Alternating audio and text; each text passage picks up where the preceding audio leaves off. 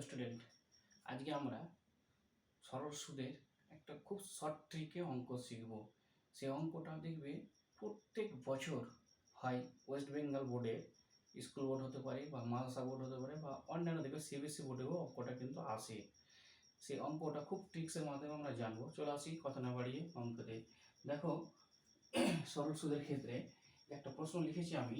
প্রশ্নটা হলো, দেখো, কোনো মূলধন এক্স বছরে দ্বিগুণ হলে বার্ষিক সরল সুদের হার চারটা অপশন দেওয়া আছে। 100x%, বিনিময়ে 100/x%, আর দেওয়া আছে তোমার সি আছে x%, ডি হলো কোনো তিন নয়, নন দেব। এবার চলে আসো, এই ধরনের প্রশ্ন যখন থাকবে, দেখো মূলধন যখন এক্স বছরে দ্বিগুণ হবে, যখন দেখবে কি দ্বিগুণ কথাটা উল্লেখ থাকবে, এই দ্বিগুণ দ্বিগুণ যখন থাকবে যে কোনো অঙ্কতে, আর একটা কিছু দেওয়া থাকবে, দেখা গেল মূলধন দেওয়া আছে, এই ধরনের প্রশ্ন আমরা খুব শর্টভাবে করতে পারি, শর্ট ট্রিকে।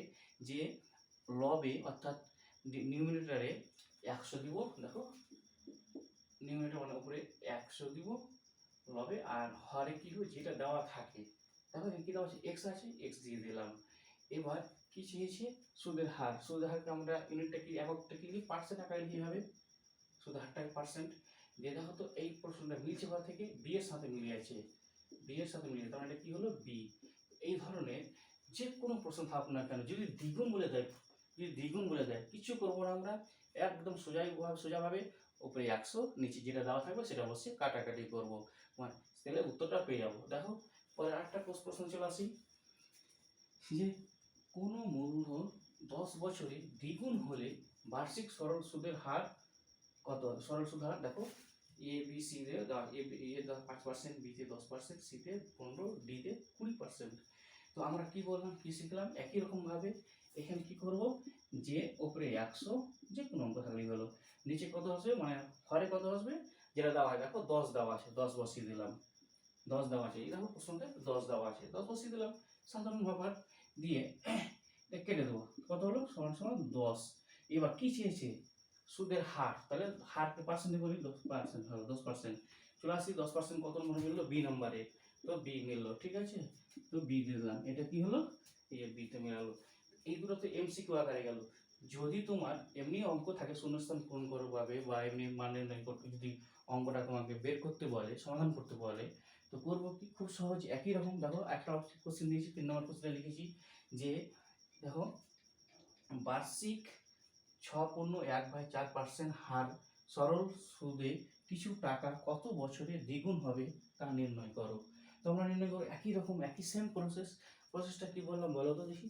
তো প্রসেসটা হলো এটা, যে আমরা লবে অর্থাৎ নিউমিনেটরে 100 দিব, আর হর ডিনোমিনেটরে যেটা দেওয়া আছে সেটা বসাবো। কি দেওয়া আছে 6.1/4, এটাকে সমাধান করি। দেখো তো উপরে 100 লিখলাম, আর নিচে 6×4 = 24, 25/4, এটা হলো। আবার সমান সমান নিচে গেলাম, তাহলে 100 লিখলাম। এবার বলো তো এই যখন আমি কোনো ভাগকে গুণ করবো, উল্টে দেবো, তখন কি করি, লবটা হয় ভাগটা লবে চলে যায়, তাহলে 4 উপরে চলে গেলাম, নিচে 25, কাটাটি করো 25×4 = 100, সমান সমান 4×4 = 16। কি চেয়েছে যে এই যে দেখো সরল সুদে কিছু টাকা কত বছরে, কি চেয়েছে কত বছরে, মানে বছর বার করতে বলেছে, 16 বছর, তাহলে উত্তরটা কত হবে বছর, এককটা কি দেবো বছর, তাহলে আমার কি জানলাম, এটা উত্তরটা হলো কত 16 বছর। তাহলে খুব সহজেই আমরা জেনে গেলাম।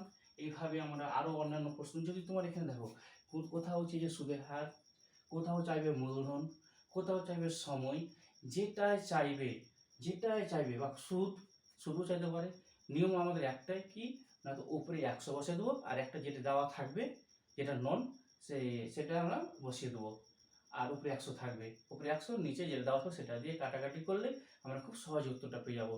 এটা খুব একটা শর্টকাট ট্রিক বললাম তোমাদেরকে, এভাবে করতে পারো। তাহলে তোমাদের পরীক্ষার খাতায় সময়টাও বাঁচবে, পরীক্ষা হলে যাবে।